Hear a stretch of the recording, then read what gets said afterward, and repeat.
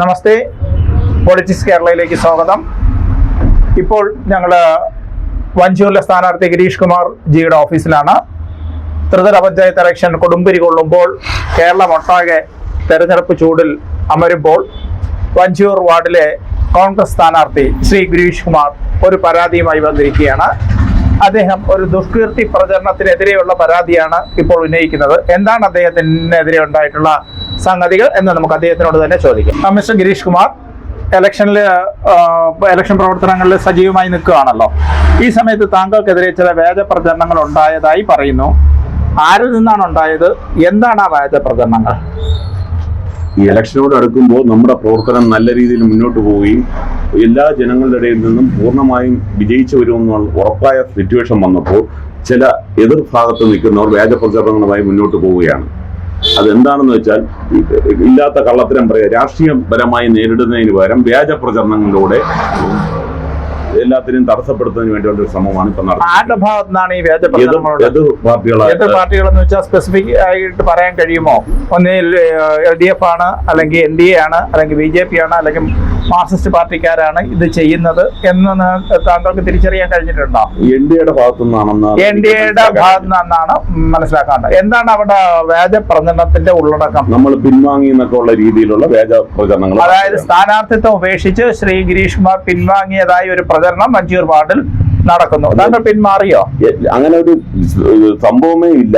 ഇത് സ്ഥിരമായി ഇവർ വെച്ച് നടത്തുന്ന ഒരു പരിപാടിയാണ്. എല്ലാ ഇലക്ഷനുകളിലും വ്യാജ പ്രചരണത്തിലൂടെ നമ്മുടെ എതിർ സ്ഥാനാർത്ഥിയെ മാനസികമായി തകർക്കുക, അതാണ് ഇവരുടെ ലക്ഷ്യം. അതായത് ഒരുപാട് വോട്ടർമാരുടെ വീടുകളിൽ പോയി ഗിരീഷ് കുമാർ മത്സര രംഗത്തില്ല എന്നവർ പറഞ്ഞ് ഫലിപ്പിക്കാൻ ശ്രമിക്കുന്നു. അത് വ്യക്തിഗതമായി ആരാണ് ഈ ചെയ്യുന്നത്? താങ്കൾക്ക് എന്തെങ്കിലും വ്യക്തിപരമായിട്ട് ചെയ്യുന്നവരുടെയൊക്കെ പേരുകൾ ഞാൻ ഇപ്പൊ എടുത്ത് പറയുന്നില്ല, എങ്കിലും ആരാണ് ചെയ്യുന്നതെന്നുള്ള അറിയാം. താങ്കൾക്ക് നന്നായിട്ട് അറിയാം. ഓക്കെ, ഈ വ്യാജ പ്രചരണത്തിനെതിരെ താങ്കൾ എന്തെങ്കിലും നടപടി സ്വീകരിച്ചിട്ടുണ്ടോ? ഞാൻ സ്വീകരിക്കാൻ വേണ്ടി നമ്മുടെ ഇന്ന് വൈകുന്നേരം കമ്മിറ്റി വെച്ചിട്ടുണ്ട്. കമ്മിറ്റിയിൽ ആലോചിച്ചു ഇതിന് നടപടികളുമായിട്ട് മുന്നോട്ട് പോകും. ശരി.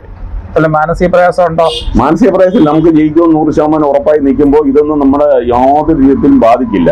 എങ്കിലും നമ്മൾ അതൊരു പറഞ്ഞു പോയിട്ടുണ്ട്.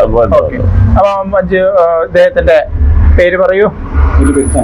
ഇദ്ദേഹം ഇപ്പൊ പറഞ്ഞ വിഷമകരമായ ഒരു സംഗതി താങ്കൾ അറിഞ്ഞല്ലോ, വ്യാജ പറഞ്ഞ. അതായത് മറ്റൊന്നും പറയുന്നില്ല. വഞ്ചൂർ ഗിരീഷ് മോശക്കാരനാണോ, കള്ളനാണോ, മറ്റ് സ്വഭാവ ദൂഷ്യമുള്ള ആളാണോ എന്നൊന്നും പറയുന്നില്ല. ആകെ പറയുന്നത് മത്സര രംഗത്തു നിന്നും ഗിരീഷ് കുമാർ മാറി എന്നാണ്. അതിനെക്കുറിച്ച് എന്താണ് പറയാനുള്ളത്? അതിനെക്കുറിച്ച് പറയാൻ ചിരിക്കണോ കരയണോ എന്ന് എനിക്കറിയില്ല. കാരണം ഒരു ഇലക്ഷൻ എന്ന് പറയുന്നത് രാഷ്ട്രീയപരമായി നേരിടേണ്ടതാണ്. അത് രാഷ്ട്രീയം പറഞ്ഞ് തന്നെയാണ് നേരിടേണ്ടത്. നമ്മൾ ചെയ്ത വികസനങ്ങൾ അല്ലെങ്കിൽ നാടിന് എന്ത് ചെയ്യാൻ പറ്റും എന്നുള്ളതാണ് സാധാരണ ഇലക്ഷന് പറഞ്ഞു പോകേണ്ടത്. ഇത്തരം വ്യാജ പ്രചരണം ഞങ്ങൾ ഭയക്കുന്നില്ല. അതൊന്ന്. സ്വാഭാവികമായ ഒരു മാനസിക സംഘർഷം ഉണ്ടാക്കാൻ നമുക്ക്, അല്ലെങ്കിൽ സ്ഥാനാർത്ഥി ഗിരീഷിന് ഒരു മാനസിക സംഘർഷം ഉണ്ടാക്കുന്നതിന് വേണ്ടിയുള്ള ശ്രമമാണ് നടത്തുന്നത്. അത്തരം വിഷയങ്ങൾ സ്വാഭാവികമായിട്ട് ഞങ്ങളിന്ന് കമ്മിറ്റി ചർച്ച ചെയ്യുന്നുണ്ട്. അത് നിയമപരമായി തന്നെ അത് നമ്മൾ നേരിടും. അക്കാര്യത്തിൽ യാതൊരു സംശയവുമില്ല. ഗിരീഷിന്റെ പ്രവർത്തനവുമായി ബന്ധപ്പെട്ട് അസൂയ ഉണ്ടാക്കുന്ന തരത്തിലേക്ക്, എതിർ സ്ഥാനാർത്ഥികൾക്ക് അസ്വസ്ഥമുണ്ടാക്കുന്ന തരത്തിലേക്ക് ഗിരീഷിന്റെ പ്രവർത്തനം മുന്നോട്ട് പോയിക്കൊണ്ടേയിരിക്കുന്നു. അപ്പൊ അതിനകത്ത് വിരളി പിടിച്ച് അവർ ഇത്തരം വ്യാജ പ്രചരണങ്ങൾ നടത്തുന്നു എന്നാണ് ഞങ്ങൾക്ക് മനസ്സിലാക്കാൻ പറ്റുന്നത്. അത് ദയവായി എതിർ സ്ഥാനാർത്ഥികളോട് ഞങ്ങൾക്ക് അഭ്യർത്ഥിക്കാനുള്ളത്, അത്തരം വ്യാജ പ്രവർത്തനങ്ങൾ നടത്താതെ നിങ്ങൾ രാഷ്ട്രീയം പറഞ്ഞ്, വികസനം പറഞ്ഞ്, നാടിന് ഉപകാരപ്രദമാകുന്ന കാര്യങ്ങൾ പറഞ്ഞ് വോട്ട് പിടിക്കൂ എന്നാണ് എനിക്ക് എന്റെ എതിർ സ്ഥാനാർത്ഥികളോട് അഭ്യർത്ഥിക്കാനുള്ളത്. അതായത് അദ്ദേഹം പറയുന്നത് ഗിരീഷ് കുമാറിന്റെ അതിശക്തമായ പ്രചരണ പരിപാടികളിലെ എതിർകക്ഷികൾ പരിഭ്രാന്തരായി അദ്ദേഹം രംഗത്തില്ല എന്നൊരു പ്രതീതി വരുത്താൻ വേണ്ടി മാത്രം ചെയ്തു കൂട്ടുന്നതാണ്. എന്നാലും അവർ ഭയക്കുന്നില്ല. ശക്തമായി അവർ പോരാട്ട രംഗത്തുണ്ട്. അവരോട് ഗിരീഷ് കുമാർ പറയുന്നത്, നിങ്ങൾ രാഷ്ട്രീയം പറഞ്ഞ് ഞങ്ങളെ എതിർക്കൂ, വികസനം പറഞ്ഞ് എതിർക്കൂ എന്നാണ്. അതൊരു നല്ല രാഷ്ട്രീയ ശൈലി തന്നെയാണ്. ശ്രീ എന്ത് പറയുന്നു? കമ്മിറ്റിയുടെ ചെയർമാനാണ്. ഈ ഗിരീഷിനെതിരെ വന്നിരിക്കുന്ന ഈ ആരോപണം ആദ്യം അവരാണ് അത് ചിന്തിക്കേണ്ടിയിരിക്കുന്നത്. CIT-കാരനായ ഒരാളെ BJP സീറ്റ് കൊടുത്ത് നിർത്തിയിട്ടാണ് അത് ഗിരീഷ് CPM-ലേക്ക്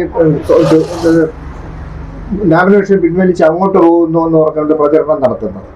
ആദ്യം അവരുടെ ഇത് കുറ്റം മറച്ചു വെക്കാൻ വേണ്ടി മറ്റവരുടെ തലയിൽ കെട്ടിവെക്കുന്നതാണല്ലോ ഇന്നലെ ഒരു CIT-യുടെ ഡ്രസ്സായിരുന്നു ഇപ്പോഴത്തെ BJP സ്ഥാനാർത്ഥി ഇട്ടിരുന്നത്. അതായത് ഗുരുതരമായ ഒരു ആരോപണമാണ് ശ്രീ നിസാർ ഉന്നയിക്കുന്നത്. അതായത് ഇപ്പൊ എല്ലാ മണ്ഡലങ്ങളിലും എന്നതുപോലെ തന്നെ വഞ്ചിയൂരിലും 3 കാൻഡിഡേറ്റ്സ് പ്രബലമായി നിന്ന് മത്സരിക്കുന്നുണ്ട്. NDA, LDF, Congress, UDF.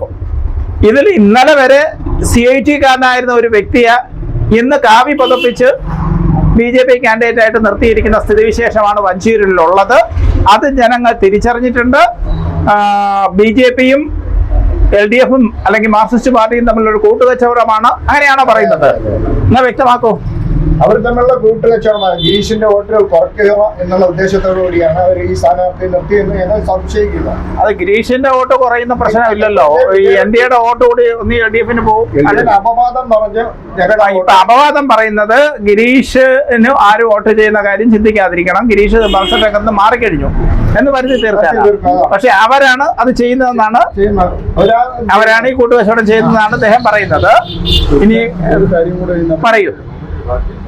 സാധാരണ രാഷ്ട്രീയ പ്രവർത്തകർ അല്ലെങ്കിൽ ഇടതുപക്ഷം അല്ലെങ്കിൽ മാർക്സിസ്റ്റ് പാർട്ടിക്ക് ദൈവമില്ല, മതമില്ല, ജാതിയില്ല എന്നാണ്.